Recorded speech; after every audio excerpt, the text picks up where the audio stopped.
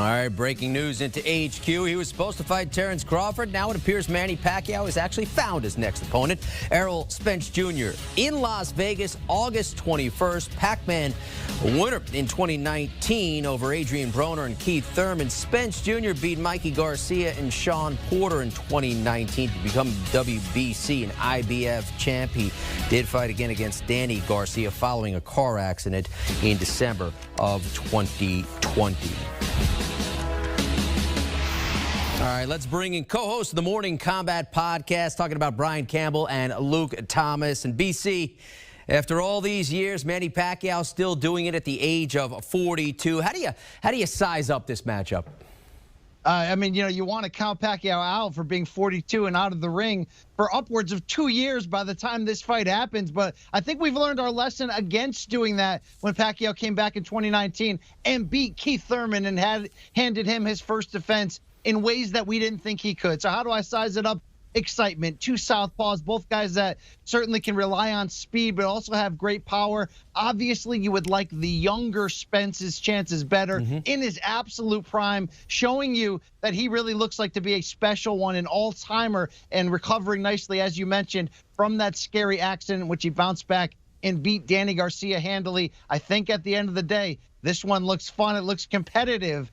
And it kind of dropped in our laps out of nowhere for the great Manny Pacquiao to keep it going at the very highest level at age 42. It's unbelievable, right? Because if you watched Mayweather Pacquiao, and if someone told you after that fight that in the year of 2021, halfway through or so, that Manny Pacquiao would be fighting the best welterweights on earth in Errol Spence or whoever, and that Floyd Mayweather would be fighting like MMA fighters and YouTubers, there's no way you'd believe them. But that is the actual reality we have. Manny Pacquiao's number-wise at age 42 seems to be up there, but please don't let that fool you. I thought this guy was done after he lost to Jeff Horn. Totally wrong. He is an elite in this division still, despite his advanced age.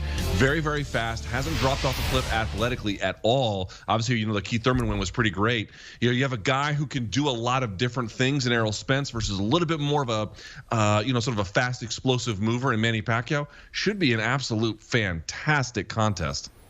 Did you hear that, Brian? Floyd fighting YouTubers these days, huh? How about that? Say it to his face, Luke, okay? Please. Hey, I intend to. Guys, they say styles make fights, and hopefully we have ourselves a terrific matchup where that's concerned. But we've touched on it. Spence Jr., 11 years the junior of Manny Pacquiao. How do you suppose that might play in this fight with regards to if it goes into the latter rounds? Luke, I'll start with you.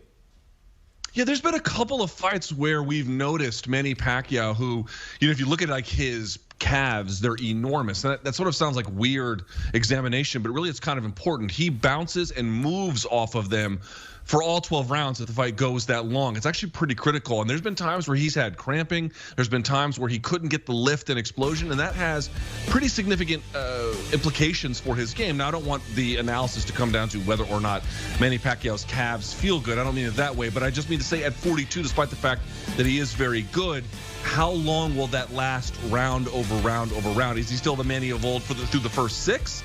Maybe. Is he for the second half of a fight? See, that's where that 11-year difference actually might make an appearance, depending on how things go. Something to watch for sure. Yeah, he's 42. We can't dance around that. But I think what's interesting here is one thing we have to realize and establish. Manny Pacquiao is a freak of nature. Speed is typically the first thing to go. And when aging fighters still hang on, and the fact that he relied on his speed and explosiveness to outpoint Keith Thurman 2 years ago is still mind-blowing. But I think it showed us one thing. We thought he was beginning to look a little washed, as they say, against Jeff Horn a few years back, as Luke mentioned.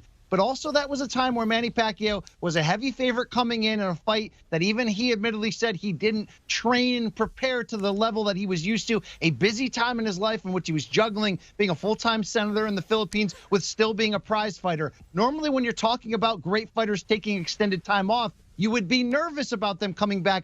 For Manny, he's also not taking damage during this time, so he's allowed the rest of his body come back, prepare to go 12 hard rounds. Certainly the jury would be out at 42 if he can fight 3 full minutes per round at the pace that we've seen. All those advantages have to go in Spence's favor, yet Manny still so smart as a boxer to go along with that explosiveness where he would have to be considered a live dog to still give Spence some issues. Yeah, BC, don't forget the basketball stint that Manny Pacquiao had as well. Here's what the tail of the tape looks like, and you can see 11 years older is Pacquiao, 62-7. He has, Errol Spence Jr., the weight and reach advantage. Manny Pacquiao, 39 finishes in his pro